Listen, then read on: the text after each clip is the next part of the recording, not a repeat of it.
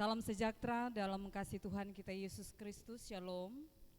Damai di hati.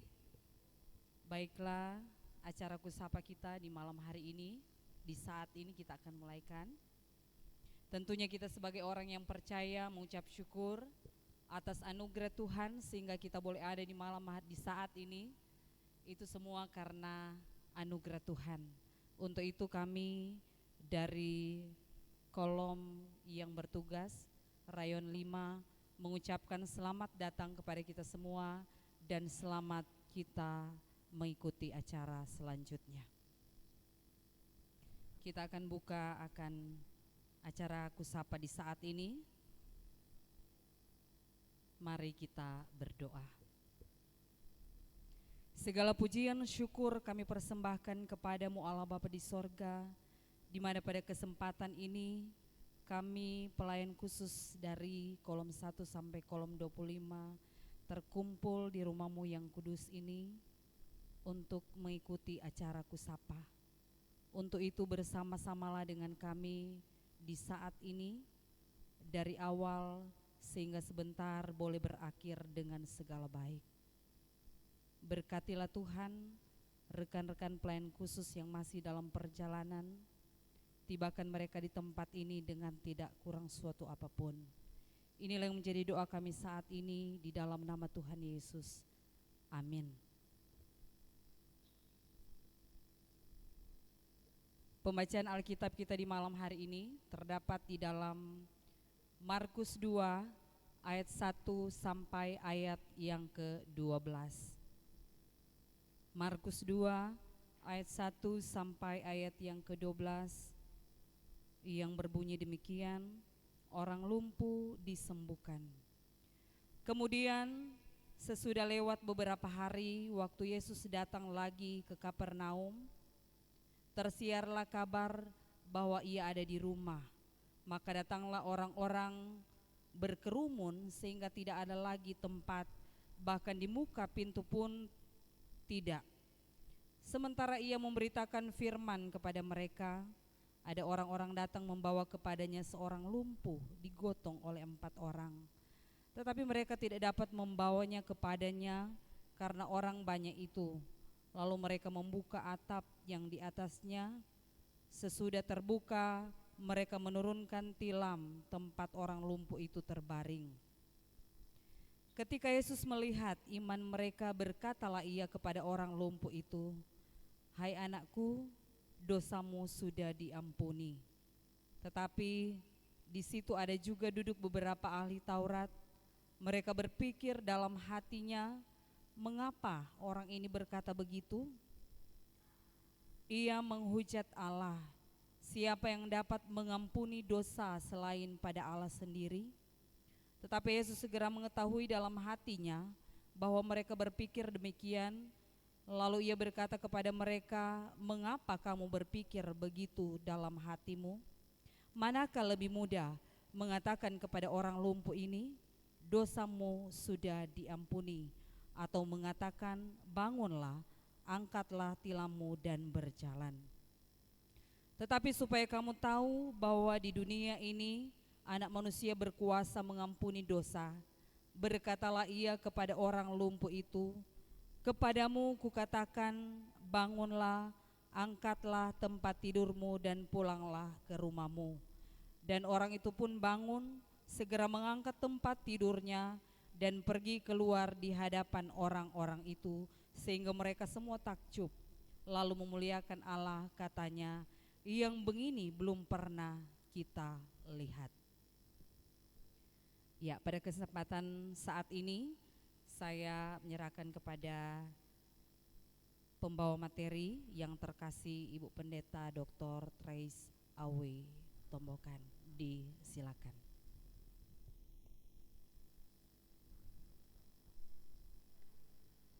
Bapak Ibu saudara-saudara yang diberkati Tuhan, kita jumpa lagi dalam program Kusapa untuk memahami bersama dari Injil Markus pasal 2 ayat 1 sampai 12 dengan tema orang percaya, duta penyembuhan holistik. Mari kita melihat arti dari tema ini. Yang pertama, bahwa bicara tentang orang percaya itu menunjuk pada pribadi, tetapi juga menunjuk pada persekutuan orang-orang yang menaruh percaya kepada Kristus.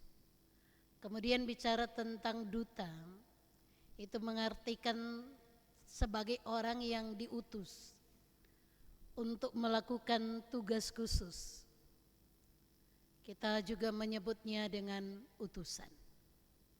Kemudian bicara tentang penyembuhan adalah suatu proses atau suatu cara, atau juga kita bisa mengatakan perbuatan menyembuhkan. Terkait di dalamnya adalah pemulihan.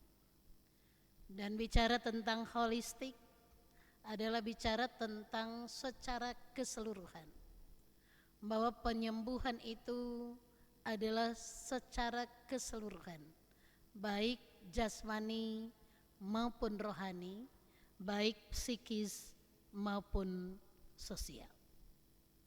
Yang berikutnya, dari penjelasan tentang tema ini, maka kita masuk pada apa alasan pemilihan tema ini. Dari hal-hal ini boleh kita katakan bersama bahwa kepada kita diberikan satu landasan teologi, bahwa kita meyakini bahwa Yesus menyembuhkan secara holistik. Yesus menyembuhkan secara jasmani dan rohani. Yesus menyembuhkan dari sisi fisik dan psikis. Yesus menyembuhkan, memulihkan dalam hubungan antara relasi dengan Tuhan dan relasi sosial dengan sesama. Karena itu terkait di dalamnya bahwa gereja terpanggil dalam pelayanan penyembuhan yang sering dikatakan healing ministry. Di sekitar kita melihat ada beberapa orang atau juga sebagian besar orang yang mengalami sakit. Apakah sakit secara fisik, tetapi juga sakit secara psikis. Atau juga kita sering mengatakan bahwa tidak hanya mengalami stroke, kelumpuhan secara jasmani, tetapi di sekitar kita masih banyak orang yang lumpuh secara rohani dan sosial. Termasuk di dalamnya keadaan di sekitar kita. Kita berada pada situasi yang sulit, sehingga sendi-sendi kehidupan kita, termasuk di bidang perekonomian, dalam tanda kutip mengalami kelumpuhan. Jadi atas dasar keprihatinan dan kepedulian seperti ini, yang juga sering kita katakan bahwa penyakit fisik kita sedikit banyaknya juga dipengaruhi dengan penyakit psikis kita. Karena itu luka-luka batin itu harus mendapatkan penanganan, penggembalaan atau pelayanan pastoral. Jadi atas dasar hal-hal seperti inilah yang saya katakan tadi, dari landasan teologis dan konteks di sekitar kita, maka gereja terpanggil dalam pelayanan penyembuhan. Tetapi sekali lagi menyembuhkan secara holistik. Karena itu dituntut keterlibatan seluruh warga jemaat. Misalnya begini, dari sisi pelayanan rohani ada pendeta, ada penatua, ada diaken, ada guru agama. Tetapi di sisi atau di bidang penanganan hukum, kita membutuhkan orang-orang yang terkait dengan itu. Di sisi perawatan medis kita membutuhkan orang-orang yang bertanggung jawab, yang secara profesional dapat menangani persoalan-persoalan yang ada kaitannya dengan masalah medis.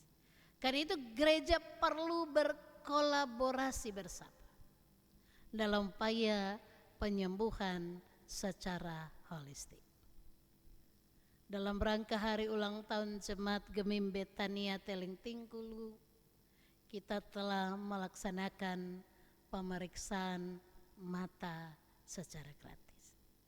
Tetapi bukan hanya sekedar pemeriksaan, tetapi upaya bersama kita sehingga paling tidak ada hampir 10 orang yang pada akhirnya mendapatkan penanganan medis di rumah sakit mata.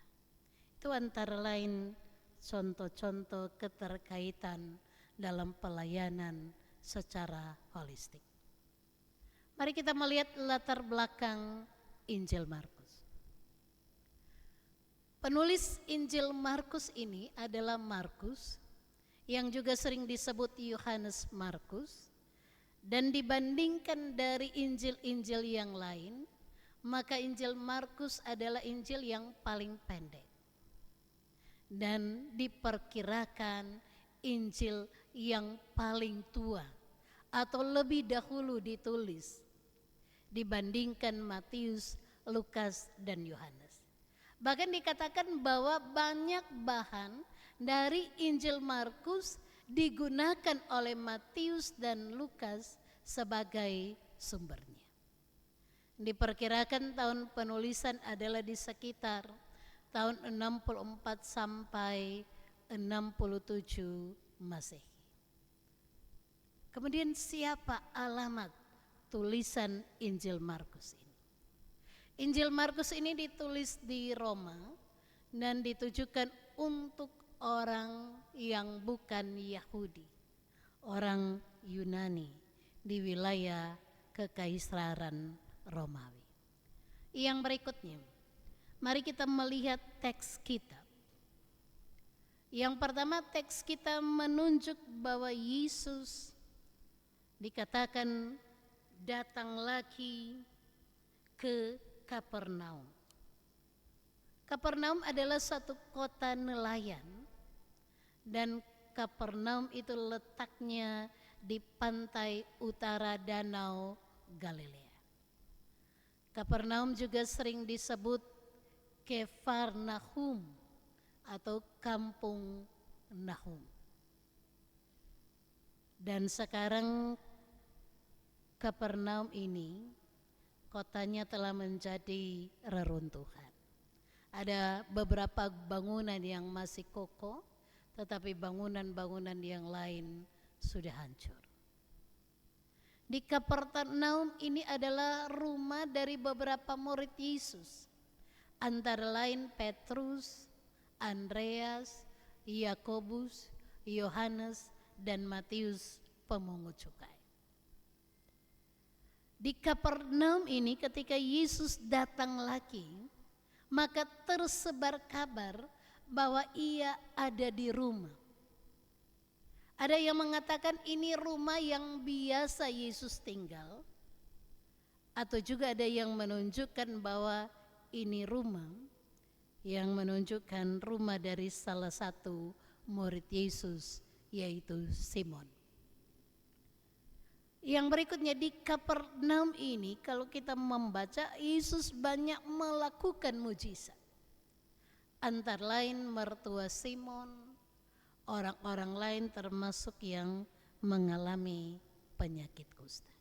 Karena itu ketika Yesus yang mengadakan mujizat ini diketahui, didengar kabar bahwa dia ada lagi atau datang lagi ke Kapernaum, maka dikatakan orang banyak datang berkerumun.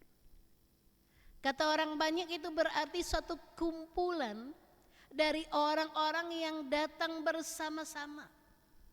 Mereka datang berkumpul berdesak-desakan sehingga di pintu masuk pun tidak ada lagi tempat yang kosong, tidak ada lagi ruang. Kalau kita melihat begitu banyak orang yang datang berkerumun, yang datang berdesak-desakan, Kita mungkin berpikir apa alasan kedatangan mereka. Apakah mereka memiliki kebutuhan untuk mendengarkan pengajaran Yesus? Atau mereka ingin mencari tahu siapa Yesus dan ajarannya? Atau juga mereka ingin mencari kesembuhan, mendapatkan mujizat? Karena terdengar kabar bahwa Yesus yang mengajar dengan berkuasa dan melakukan banyak mujizat. Apapun itu, kita sering kali mengatakan ada gula, ada semut. Kalau ada aspek manfaat, pasti ada begitu banyak orang yang datang. Tetapi sekali lagi Yesus menegaskan kepada kita melalui bacaan ini, orang banyak yang datang berkerumun, yang datang berdesak-desakan, maka kepada mereka esensi dari satu pertemuan, perkumpulan adalah memberitakan atau menyampaikan firman Tuhan. Yang berikutnya, ketika Yesus mengajar atau sementara mengajar, maka orang-orang datang membawa kepadanya seorang lumpuh. Orang-orang itu bisa saja sahabat, bisa saja orang tua, bisa saja kenalan. Tetapi saya mau melihatnya bahwa orang-orang yang datang membawa orang-orang, maksudnya orang lumpuh itu adalah orang yang mau peduli, orang yang prihatin, orang yang turut merasakan penderitaan orang lain. Tidak dipastikan berapa umur dari orang lumpuh itu, tetapi dikatakan bahwa dia digotong oleh 4 orang. Dan mereka bersama dengan orang lumpuh itu datang untuk membawa orang yang sakit itu kepada Yesus. Yang berikutnya, kita melihat yang saya katakan tadi, bahwa di pintu masuk pun tidak ada lagi ruang karena begitu banyak orang. Kemungkinan dari hal seperti itu kita akan katakan bahwa karena orang banyak, maka orang yang membawa orang lumpuh itu tidak ada jalan masuk menuju ke tempat Yesus. Tetapi juga dalam tanda kutip kita boleh memahami, bukan tidak mungkin orang-orang yang berkerumun, yang berkumpul, yang mendengar pengajaran Yesus tidak mau memberi jalan. Tetapi juga bisa saja terjadi orang-orang yang seperti itu adalah orang yang tidak peduli. Dalam bahasa Manado, sapangana sapa kita. Apa kamu sakit atau sakit berat, yang penting kita dulu. Karena itu solusi yang saya katakan tadi adalah tindakan kreatif mereka untuk menolong adalah melalui atap. Di zaman itu, rumah-rumah orang Israel atapnya tidak seperti atap kita. Atapnya adalah atap datar yang dibuat dari balok kayu, kemudian ada dahan-dahan kayu, kemudian dilapisi dengan tanah liat dan jerami. Itu atap di masa itu. Dan atap di masa itu berfungsi sebagai tempat berdoa, tempat bercakap-cakap untuk hal-hal yang penting, tetapi juga tempat orang-orang berkumpul. Karena itu ketika mereka naik lewat tangga, jadi saudara-saudara bisa bayangkan, mungkin tangga itu tidak tinggi, tetapi juga tidak lebar. Dan bayangkan 4 orang itu terus berusaha bagaimana supaya orang lumpuh ini boleh tiba di depan Yesus. Jadi mereka membuka atap, mengeluarkan tanah liat, jerami, dan juga dahan-dahan kayu atau batang-batang kayu, dan menurunkan orang lumpuh itu dari atas. Jadi saudara-saudara, kalau mungkin dalam konteks kita berpikir, ketika ada sesuatu yang turun dari atas, maka orang yang ada di bawah akan menyaksikan apa yang sementara terjadi. Mungkin ada ucapan-ucapan, ada hal-hal yang disebutkan bagaimana supaya orang lumpuh itu pas atau tepat berada di hadapan Yesus. Dan menurunkan orang lumpuh dengan membuka atap juga membutuhkan pengorbanan waktu, membutuhkan tenaga, membutuhkan pemberian diri totalitas.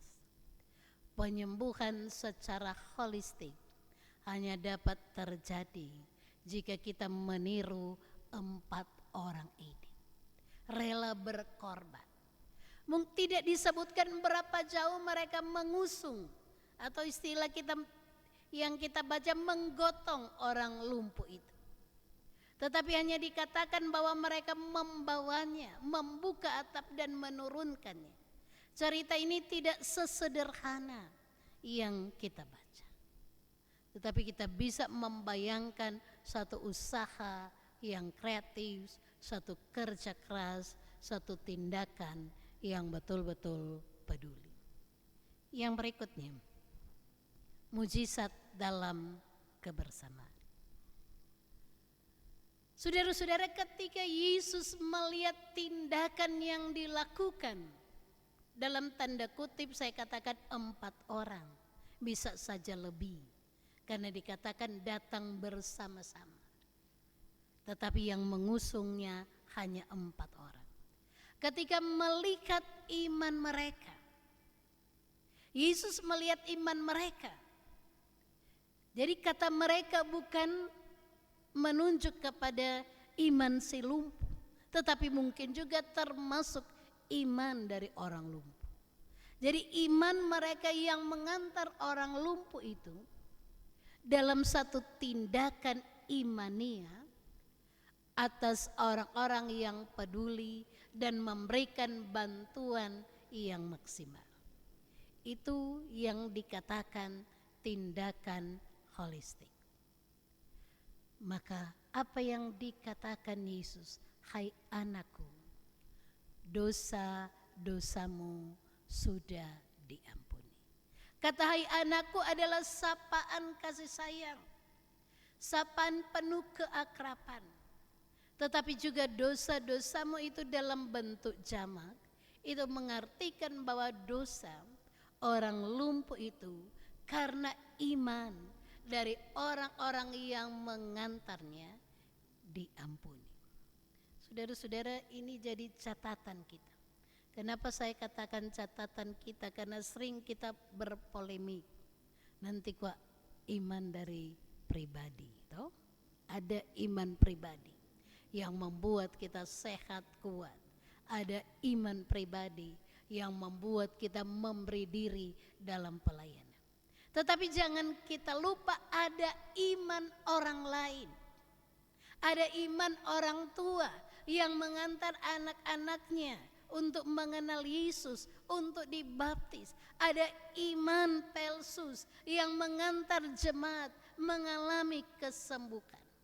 Jadi jangan lupa ada tindakan imania yang dilakukan oleh orang-orang lain yang juga sangat dalam tanda kutip bermanfaat bagi orang lain, bagi orang yang sakit, bagi orang yang membutuhkan pelayanan. Yang berikutnya saudara-saudara, orang Israel memahami dan mengaitkan penyakit itu dengan dosa. Orang berdosa dikatakan karena dia berdosa atau karena dia sakit karena dosa. Ada pemahaman seperti itu. Kita teringat pada satu cerita tentang orang buta. Ketika murid Yesus bertanya, kenapa dia buta? Apakah dosanya atau dosa orang tuanya? Tetapi yang Yesus katakan, karena ada maksud Allah dalam rangka untuk menyatakan kehendak dan kemuliaannya. Saudara-saudara, dalam konteks berpikir kita sekarang, memang kita tidak memahami bahwa setiap penyakit juga disebabkan karena dosa. Tetapi dalam tanda kutip juga bahwa sering kita sakit, misalnya asam lambung, mah, jantung, kolesterol, juga seringkali kelalaian kita. Karena tidak mampu menjaga merawat tubuh kita, karena tidak mampu memanage emosi kita, karena seringkali kondisi psikis kita akan mempengaruhi penyakit fisik kita. Sehingga ketika orang tiba-tiba ditensi, tekanan darah tinggi, orang bilang minum dulu, tenang dulu. Dan pada akhirnya ada juga kalau itu tidak berdampak serius, maka itu bisa turun tekanan darahnya. Jadi ada penyakit-penyakit yang saya katakan tadi dalam tanda kutip yang seperti itu. Kemudian yang berikutnya. Jadi yang kita mau lihat, yang kita mau harapkan dalam tema ini adalah bahwa dengan tindakan penyembuhan yang dilakukan oleh Yesus, tetapi juga dalam kemitraan dengan orang-orang yang mengusung dan mengantar orang lumpuh itu, maka dia dipulihkan dari sakit rohani dan jasmaninya. Dalam peristiwa itu dikatakan ada beberapa ahli Taurat. Jadi orang yang berkerumun tidak hanya dikatakan masyarakat biasa saja, tetapi ada pemuka-pemuka agama yang berkata dalam hatinya, yang berpikir dalam hatinya. Maka ketika Yesus mengatakan, hai anakku, dosa-dosamu sudah diampuni, mereka berpikir bahwa ini menghujat Allah, ini menghina Allah. Karena itu Yesus mampu melihat, memahami cara berpikir kendati tidak diungkapkan. Karena itu Yesus mengatakan tidak sepatutnya mereka berpikir demikian. Karena lebih mudah mengatakan dosamu diampuni daripada bangunlah, angkatlah tilammu atau tikarmu dan berjalan. Kenapa dikatakan lebih mudah? Karena menurut pemahaman kita, kita tidak akan mengetahui apakah dosanya sudah diampuni atau tidak, itu otoritas Allah. Tetapi mengatakan bahwa bangunlah, angkatlah tilammu dan berjalanlah adalah bahwa perkataan itu harus nampak dalam tindakan. Dan itu Yesus melihat hal ini adalah lebih sulit untuk mengatakan. Bangunlah, angkatlah tilammu dan berjalanlah. Di situ Yesus menegaskan siapa dirinya. Bahwa anak manusia yang menunjuk pada Mesias berkuasa, diberikan otoritas, mengampuni dosa-dosa manusia dan menyembuhkan sakit penyakit. Dan kepada orang lumpuh itu Yesus berkata, bangunlah, angkatlah tempat tidurmu dan pulanglah ke rumahmu. Dalam pengertian bahwa bukan berarti Tuhan Yesus mengusir orang lumpuh itu, tetapi mau menyatakan bahwa Perkataan Yesus adalah perkataan yang berkuasa. Apa yang ia katakan itu terjadi. Maka respon orang lumpuh itu adalah bangkit, mengangkat tempat tidur dan pulang ke rumahnya. Saudara-saudari yang berikutnya, dengan kata lain bahwa tujuan utama dari mujizat adalah percaya kepada Yesus. Itu tujuan utama, bukan membanggakan seseorang.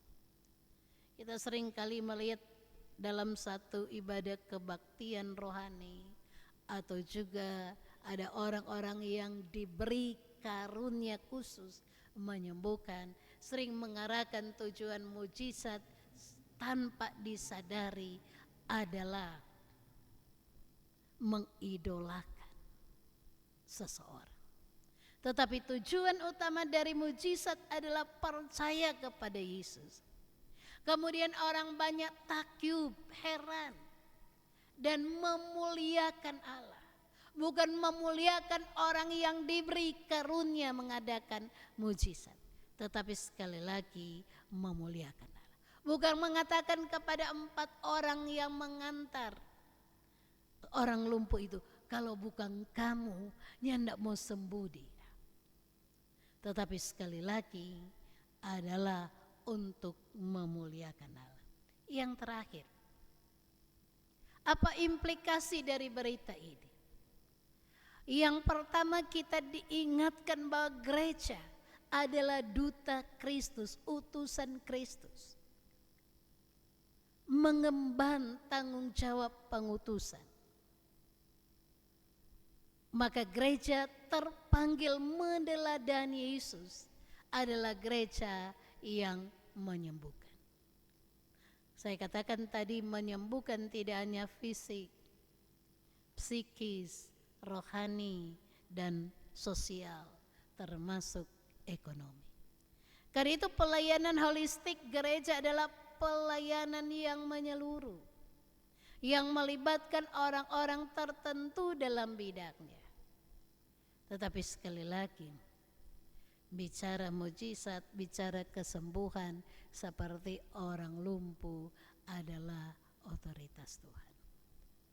Kita hanya berusaha meneladani Yesus seperti orang Samaria yang baik hati. Karena itu gereja terpanggil baik secara pribadi atau persekutuan mengantar orang kepada Kristus, agar mereka mengalami pembebasan dari kelumpuhan karena dosa, kelumpuhan karena rohani, kelumpuhan karena psikis, kelumpuhan karena hidup sosial, termasuk dalam kelumpuhan ekonomi. Tanggung jawab ini tidak mudah. Dan kita juga diingatkan seperti Markus mengingatkan kita, bahwa sesungguhnya mujizat yang terbesar adalah karya selamat Kristus, kematian dan kebangkitannya. Karena itu arah pelayanan gereja adalah mengantar orang untuk mengalami mujizat terbesar, yaitu hidup dalam keselamatan Kristus. Yang berikutnya, bangunlah, angkatlah tilammu dan pulanglah. Suatu respon dari satu tindakan imani. Orang percaya yang telah diselamatkan, dibebaskan dari kelumpuhan dosa harus bangun. Jangan tidur lagi. Harus mengangkat kelemahan, jangan menyerah. Dan pulanglah kembali pada kehidupan keluarga, kembali kepada kehidupan rumah tangga, kembali pada perjuangan hidup. Dengan kata lain, orang percaya harus mandiri dalam iman dan selalu bersedia meresponi tindakan selamat Kristus. Karena itu, tujuan dari satu persekutuan, kita selalu mengingatkan bukan untuk mencari mujizat. Karena banyak orang pergi beribadah di tempat ini, di tempat itu.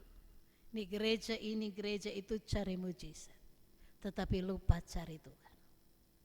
Tetapi tujuan persekutuan adalah mencari dan memuliakan nama Tuhan. Kiranya Kristus terus dimuliakan. Amin.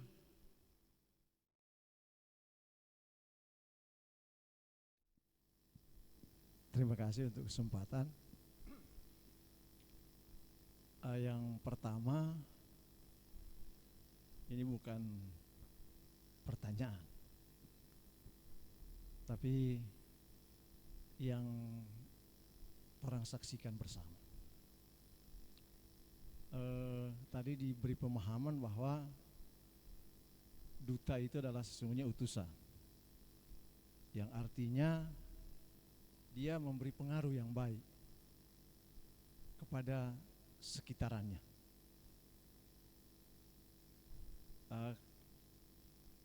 Di saat ini saya mengangkat tentang apa yang menjadi gumul gereja kita terkait dengan kehadiran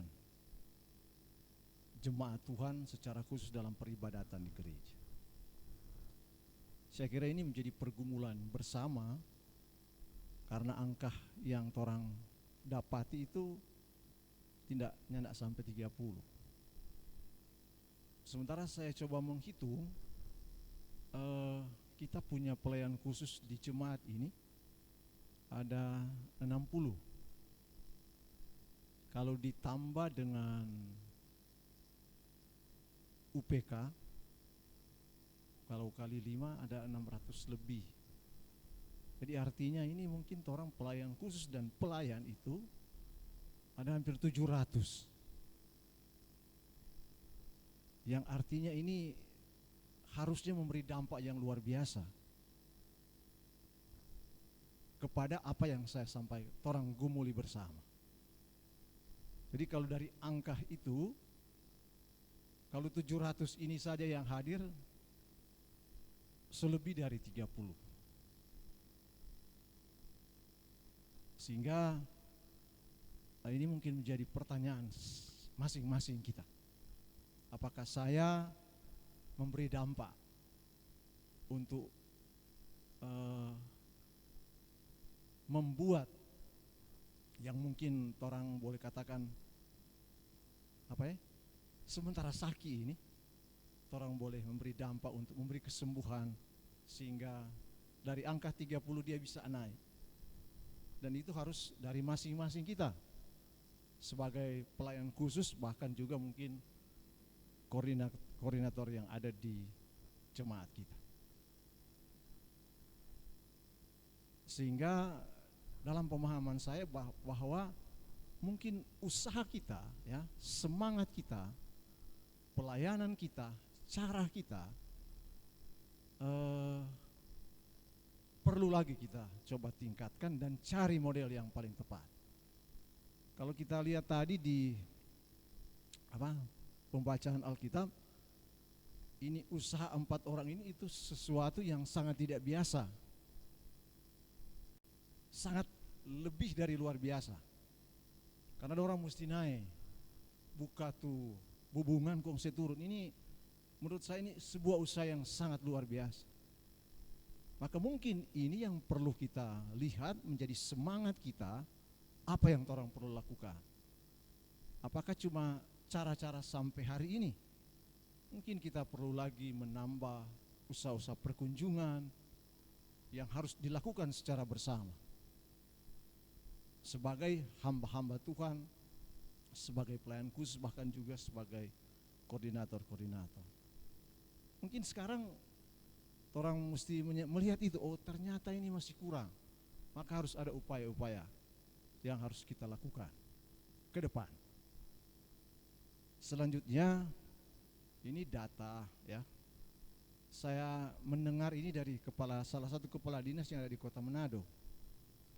Kota kita ini ternyata memiliki sekitaran 300 atau 400 KK yang dikategorikan miskin ekstrim. Jadi belanja untuk keluarga ini menurut Pak Kadis ini dia bilang dorong cuma sekitar 300 per bulan. 300.000 yang dorang belanjakan setiap bulan. Artinya ini memang miskin sekali dah. Dari sisi tempat tinggal, kemudian asupan gizinya, itu ada di kota kita. Sehingga saya berpikir bagaimana Kang torang? Karena kadang-kadang torang babli, torang makan bersama lebih dari itu. Sementara ketika di sekitar torang ada yang mungkin tidak makan dan tidak minum. Ya,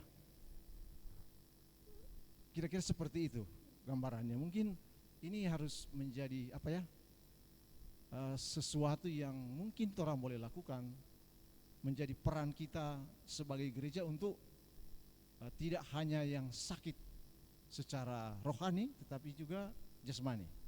Mungkin itu bisa diprogramkan ke depan seperti apa. Karena datanya itu jelas, karena yang menyampaikan itu salah satu kepala dinas.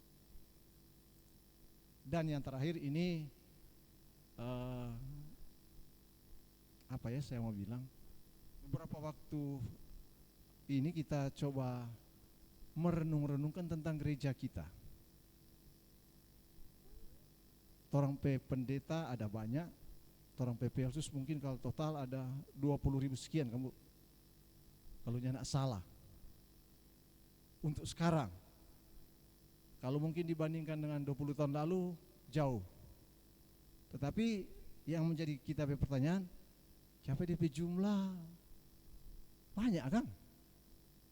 Torang warga banyak dengan angka pelayan yang sedikit.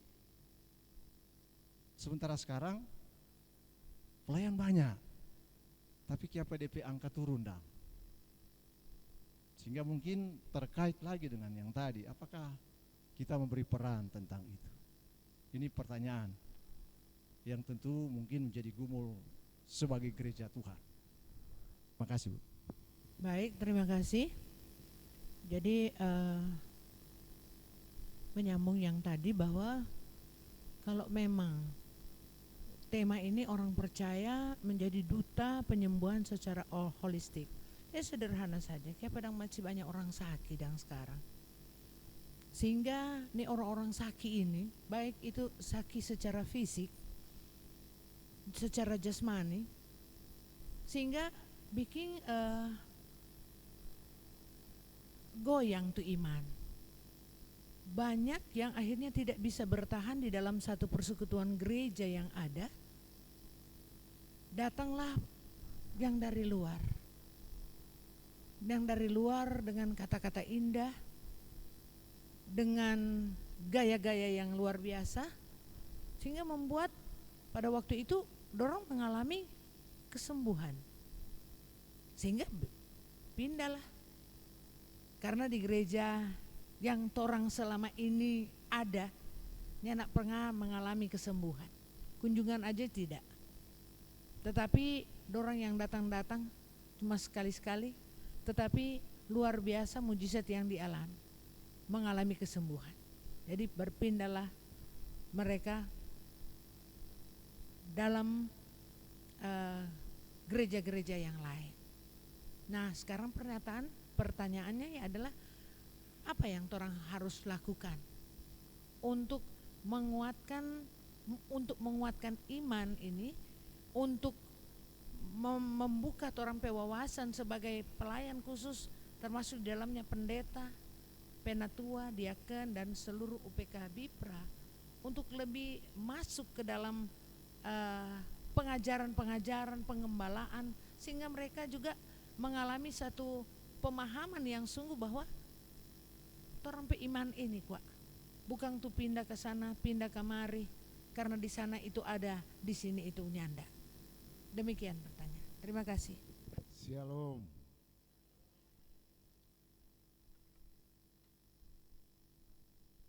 Memang tema ini orang percaya duta penyembuhan holistik. ternyata orang pe anggota jemaat ada yang sakit fisik, ada yang sakit rohani, tapi ada juga yang semua dia rasa sakit, sehingga menghadapi anggota jemaat yang begini kadang-kala memang perlu strategi khusus. Jadi sebagaimana juga orang alami, ada yang memang seperti tadi bendahara bilang, Sopi layani, ini yang fisik tuh sakit di rumah sakit, pulang dari rumah sakit, so bergereja di lain. Ternyata waktu orang layani memang masih sakit-sakit berat gitu. Mungkin ketika semua baik-baik, datanglah yang pelayan dari lain. Dia anggap so ini tuh doa ada menyembuhkan pada dia. Itu nih yang jadi lain kali orang alami di jemaat patorang. Nah, oleh sebab itu pemahaman kepada mereka itu perlu konkretkan, perlu dikonkretkan. Ada juga yang terombang-ambing. Minggu ini dia masuk di kolom 4 orang, minggu berikut dia masuk di kolom sebelah. Di mana Rengana? Padahal domisili di kolom 4 orang. Ada DPB saya lagi. Cerita baik waktu bawa ke sana waktu bagus. Banyak kata tuh cerita enggak bagus tuh bawa ke sana. Ini juga perlu pelayanan. Orang ini perlu orang layani ekstra.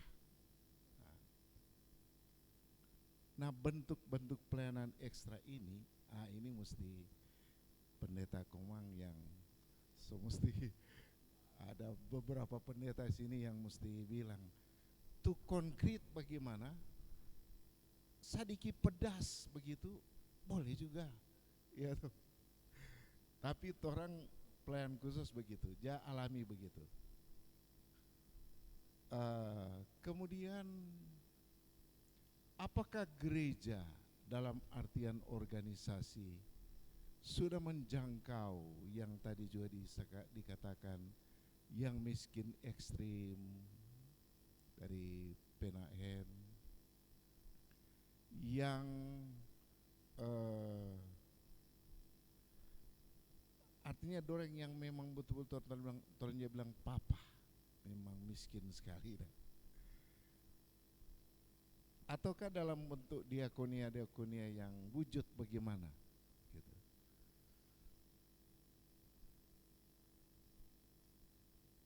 Pelayanan yang menyentuh dorang juga untuk datang bergereja, karena cuma 30% orang jam masuk di gereja yang bagaimana tuh konkretnya.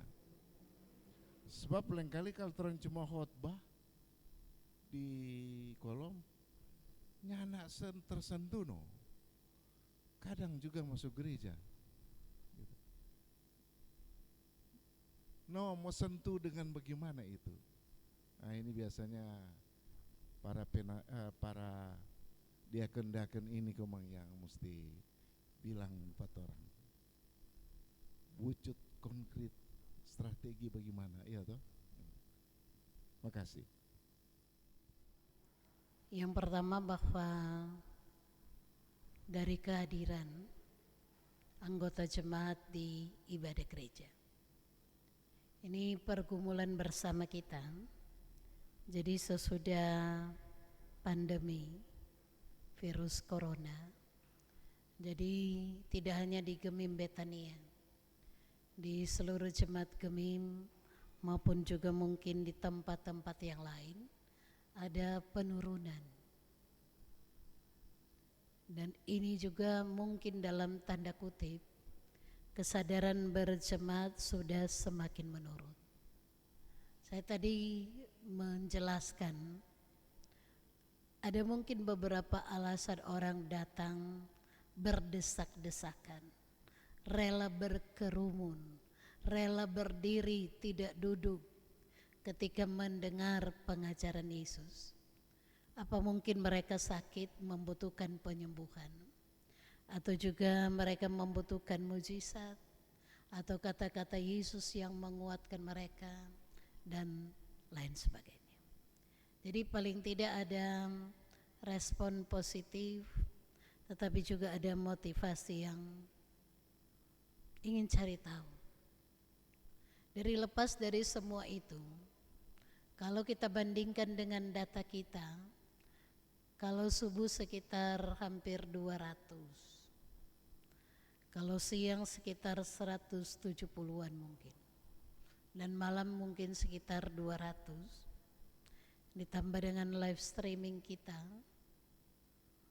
dan juga jadi ada sekitar 600 sampai 700 jiwa yang beribadah. Kadang-kadang live streaming saya juga kurang tahu apakah orang pejemaat, ada juga sampai 300 sampai 500. Paling tinggi yang saya lihat adalah 500. Kemudian kusapa kita, ada yang 1000-an, dulunya ada yang hampir 3000. Artinya bahwa jangkauan pelayanan kita, baik dari sisi tatap muka maupun secara virtual, kalau boleh saya katakan masih cukup, ditambah dengan kehadiran di kolom. Tetapi mengembalikan lagi seperti tahun-tahun sebelumnya, kalau orang tidak datang tepat waktu, tidak ada tempat duduk, ini yang perlu kita cari lagi. Apa yang harus kita gerakan motivasi jemaat, supaya mereka tidak hanya berpikir bahwa hidup sekarang adalah mencari, bekerja keras, tetapi hidup kita sekarang juga adalah hidup dalam rangka keakanan, ada hidup sesudah mati. Kalau Penatuhan mengatakan pemimpin juga adalah pengaruh, bagaimana pengaruh itu yang menuntun jemaat untuk melihat kekinian dan keakanan, itu harus sekali lagi mulai dari hati. Dan tugas itu tidak mudah. Perlu kerja keras seperti 4 orang tadi, perlu kerja ekstra, perlu kerja yang lain dari biasanya, tetapi lepas dari kerja itu perlu tuntunan kuasa Roh Kudus. Kalau tidak ada Roh Kudus, tidak mungkin orang digerakkan hatinya. Upaya-upaya kita juga telah kita maksimalkan. Antara lain, kita telah mengelola dapur rohani kita dengan ada jam doa, ada doa puasa, tetapi itu belum tersosialisasi dengan baik. Kalau jemaat betul-betul karena kebutuhan, karena kesungguhan, karena keyakinan, maka saya percaya ada perubahan yang luar biasa terjadi. Tenaga pelayan kita cukup banyak. Di kolom ada Penatua Diaken UPK Bipra, Komisi Bipra, Komisi Kerja luar biasa. Tetapi bagaimana bekerja sama membentuk tim yang solid untuk kerja pelayanan bersama, itu yang harus kita lakukan. Sekali lagi, dasarnya adalah firman dan kekuatan kita adalah dari Roh Kudus. Karena itu bagi saya selalu berpikir jangan jemu-jemu menabur. Orang yang menabur dengan air mata pasti akan menuai dengan sorak-sorai. Jangan kehilangan semangat dan idealisme melayani. Kalau kita tetap membangun secara konsisten para pelayan seperti itu, saya yakin percaya ada perubahan yang terjadi. Yang berikutnya, ketika perayaan hari ulang tahun Jemaat Gemim Betania ke-40, orang baku-baku tanya, karena kita juga memberikan diakonia kan pada orang-orang yang kita doakan. Adakah jemaat kita yang miskin secara ekstrim, yang pengeluaran per bulan 300.000 rupiah? Baku tanya, tidak ada info Kang Ben. Hanya salah satu yang diinfokan, karena sudah ada orang tua maka dia yang harus dibantu. Tetapi yang lain tidak ada data yang kita dengar sama sekali. Tetapi kalaupun demikian tidak ada data seperti itu di jemaat kita, tanggung jawab memaksimalkan pelayanan holistik harus terus kita lakukan. Karena ada banyak penyakit masa kini, termasuk penyakit sosial. Masih menyabung ayam, masih bamabu, sakit popoji, lumpuh rohani. Tuhan ada kasih kaki marnak di gereja. Stroke secara fisik, psikis, dan rohani. Belum lagi kelumpuhan-kelumpuhan yang sengaja kita buat. Seperti wakil ketua katakan, Tuhan kasih mulu, mari tidak meneruskan berita yang baik, tetapi mengacaukan, memecah belahkan persekutuan. Jadi hal-hal yang seperti itu yang terjadi dalam kondisi sosial kemasyarakatan itu juga adalah gumul bersama pelayanan kita. Karena itu mari tak jemu-jemu terus melayani.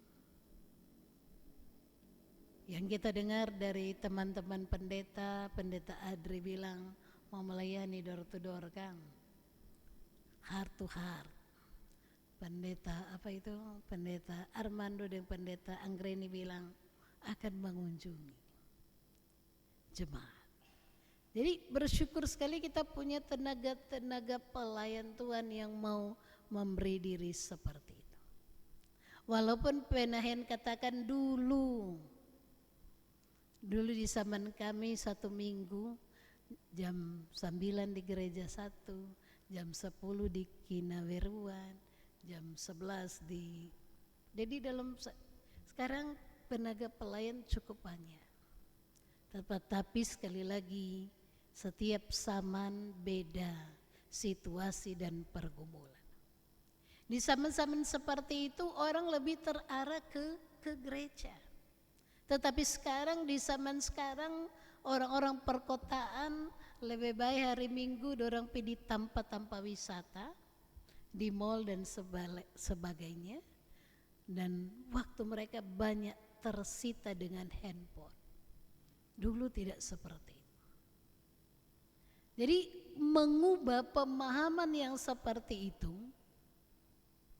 agak sulit di zaman sekarang. Walaupun kita tetap melaksanakan yang seperti tadi, ibadah secara virtual.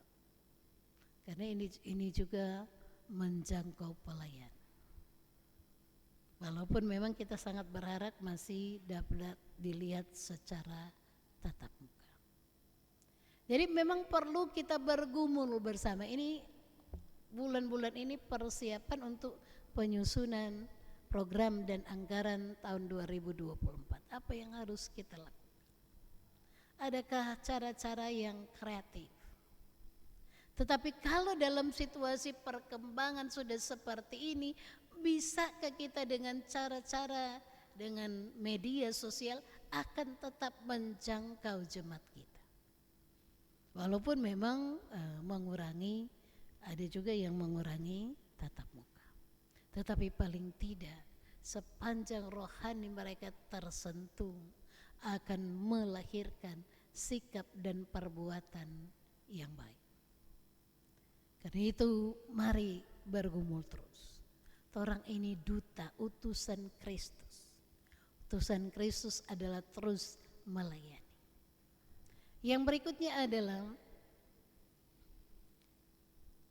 apa tujuan bergereja? Apa tujuan bersekutu? Apakah mencari mujizat? Di tempat-tempat yang lain ditawarkan mujizat. Mujizat sekali lagi hanya dapat terjadi kalau Tuhan mengizinkannya.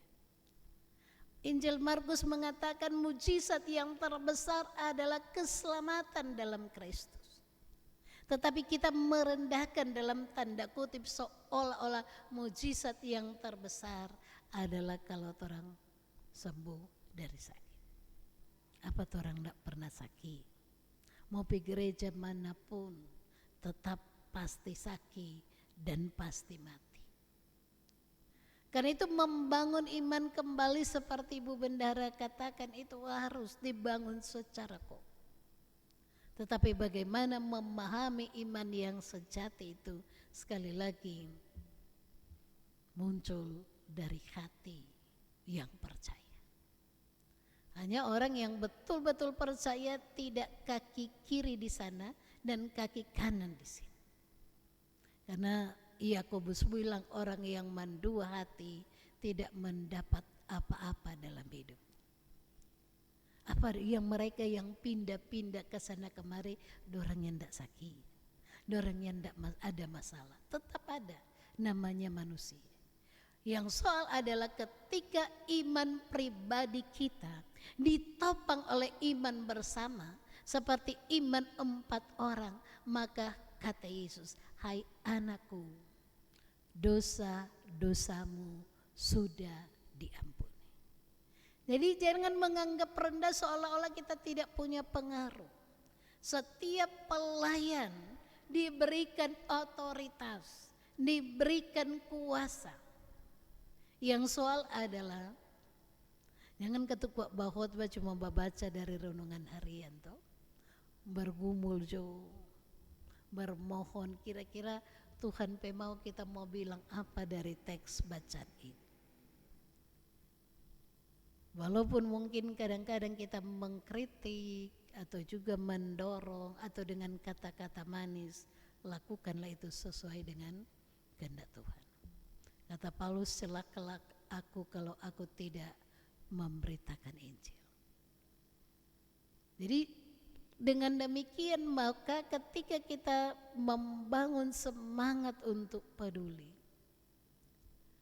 dan kita saling bertukar pikiran, kira-kira jangkauan pelayanan 2024 seperti apa? Dari belajar dari pengalaman masa kini kita. Apakah kita tetap mempertahankan cara-cara konvensional atau mungkin cara-cara yang berkaitan dengan perkembangan zaman sekarang ini? Bukankah ketika penatua diaken kasih WA ayat-ayat Alkitab atau lain, itu juga bentuk pelayanan masa ini. Jadi mari kita memahami bersama. Kita berada di masa sekarang dengan tanggung jawab yang luar biasa. Tetapi kita percaya kalau kita mengandalkan Tuhan, pasti Tuhan akan melakukan yang terbaik. Dutanya, utusannya tidak akan dipermalukan. Dan seperti yang saya katakan tadi, mari kita melihat apa yang disampaikan dari Yohanes. Yohanes mengatakan bukan karena dia, bukan karena orang tuanya, dia buta. Tetapi karena pekerjaan Allah mau dilakukan di dalam dirinya. Sehingga orang pun ketika sakit, ketika bergumul, selalu bertanya, apa kehendak Tuhan di balik pergumulan ini?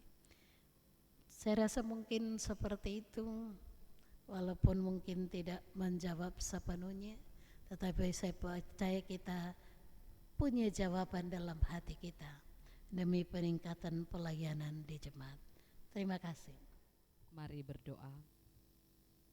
Segala pujian syukur kami persembahkan kepadamu Bapa, di mana pada kesempatan saat ini kami pelayan khusus dari kolom 1 sampai kolom 25 bersama-sama di rumahmu yang kudus ini mengikuti acara Kusapa.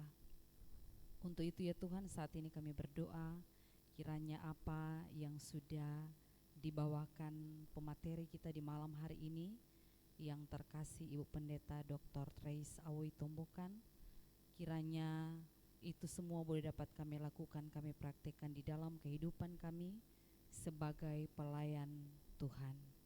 Untuk itu Tuhan mampukan kami dan selalu diberikan kesehatan, kekuatan, agar supaya Tuhan kami boleh melaksanakan segala tugas tanggung jawab yang Tuhan anugerahkan dalam kehidupan kami. Berdoa kami saat ini Tuhan buat Ibu Pendeta Trace Awi Tombokan yang sudah membawakan materi di malam hari ini. Memberkati Ibu yang terkasih dalam pelayanannya, tugas pekerjaan, melayani jemaat kolom 21 sampai kolom 25 Betania. Engkau memberkati Tuhan Bapak Pendeta bersama anak-anak, keluarga Awi Tombokan, selalu diberikan kesehatan dan kekuatan, selalu dijauhkan dari segala mara bahaya apapun juga, agar supaya Tuhan keluarga hamba pelayan ini selalu terlindungi oleh kasih-Mu. Berkat-berkat Tuhan selalu tercurah penuh bagi keluarga Awi Tombokan. Terima kasih Tuhan, terima kasih. Saat ini kami berdoa bagi persembahan yang sudah kami berikan di saat ini. Kiranya persembahan ini boleh dapat terpakai untuk kemuliaan nama Tuhan. Terlebih kami memberikan tubuh jiwa kami ini untuk kepujian nama-Mu saja. Untuk itu diberkatilah akan setiap usaha pekerjaan kami masing-masing. Terima kasih Tuhan, terima kasih. Kalau sebentar kami akan pulang berpisah di tempat kami masing-masing, penyertaan Tuhan selalu melindungi kami sehingga kami boleh tiba di rumah, di tempat kami dengan keadaan selamat yang berasal dari Tuhan Yesus. Inilah yang menjadi doa kami saat ini. Terpujilah nama-Mu kekal untuk selama-lamanya. Di dalam nama Tuhan Yesus kami berdoa. Amin. Ya, demikianlah acara Kusapa di saat ini sudah terlaksana dengan segala baik. Untuk itu kami dari rayon yang bertugas, rayon 5, menyampaikan terima kasih banyak kepada yang pertama Ibu Pendeta yang sudah membawakan materi di malam hari ini. Tuhan Yesus memberkati Ibu bersama dengan keluarga. Begitu juga kita semua pelayan khusus yang sudah hadir di saat ini, diucapkan terima kasih banyak. Tuhan Yesus memberkati. Shalom.